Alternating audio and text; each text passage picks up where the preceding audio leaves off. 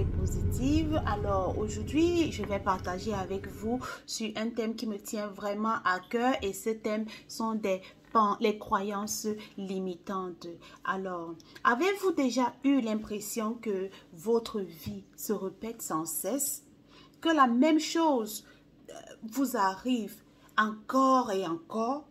Vous vous retrouvez dans le même type de pression avec le même type de personne, même si vous vous dites cette fois-ci c'est vraiment différent. Vous suivez un régime pour perdre par exemple des kilos dont vous avez besoin, mais vous ne réussissez pas. Pourquoi cela nous arrive-t-il? C'est une très bonne question. Si vous prenez du recul et puis vous regardez vraiment votre vie, vous verrez que les schémas se reproduisent. Et ces schémas se répètent encore et encore.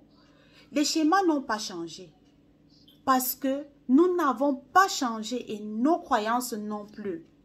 Nous sommes tous au moins un peu familiers avec le subconscient. Le subconscient, c'est quoi? C'est la partie la plus fascinante de notre cerveau qui dirige nos comportements et qui est responsable de chaque chose que nous faisons et aussi de chaque décision que nous prenons, de chaque action, de chaque pensée, de chaque sentiment, de chaque décision. Tout cela vient du subconscient. Le travail du subconscient est de vous garder en sécurité. Les croyances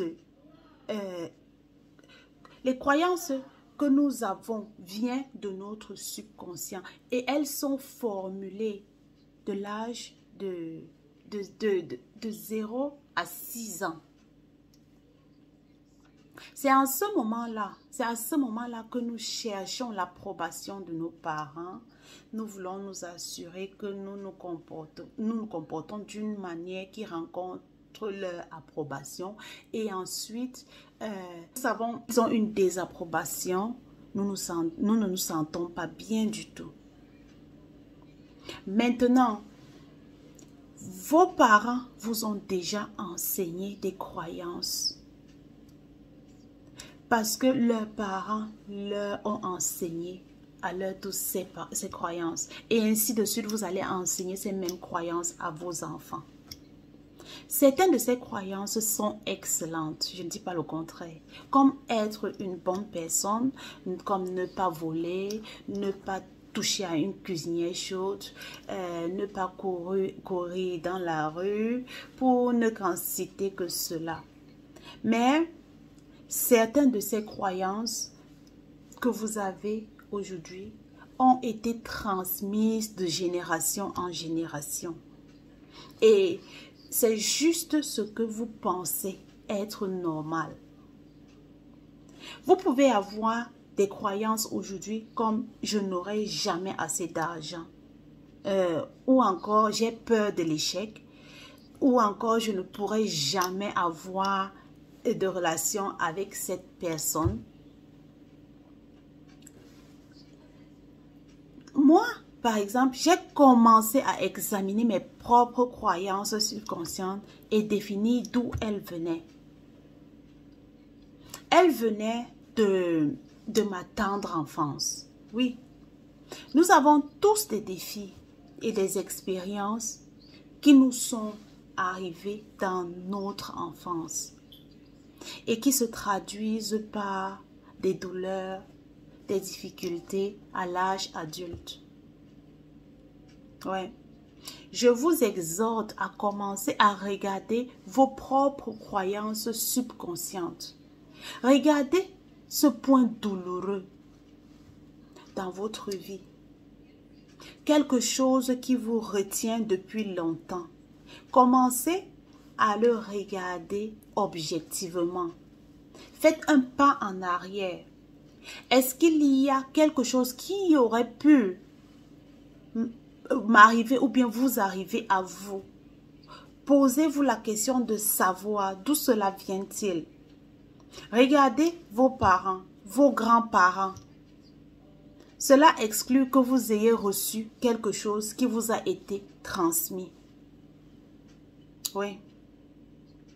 Moi, je crois que nous ne sommes pas seulement destinés à survivre, mais nous sommes destinés aussi à nous épanouir, à être épanouis, à vivre une vie épanouie.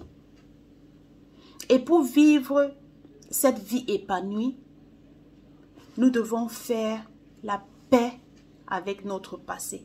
C'est très important. Nous devons essayer de revoir nos pensées limitantes parce qu'elles ne sont pas toujours vraies. Elles ne sont pas toujours vraies, nos pensées limitantes.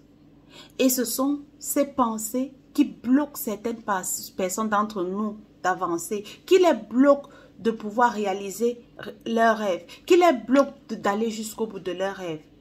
Une fois que nous aurons commencé à transformer ces croyances limitantes qui nous ont retenus, nous serons plus heureux, plus paisibles, plus épanouis, plus passionnés, plus prospères et même plus amoureux. Pourquoi pas?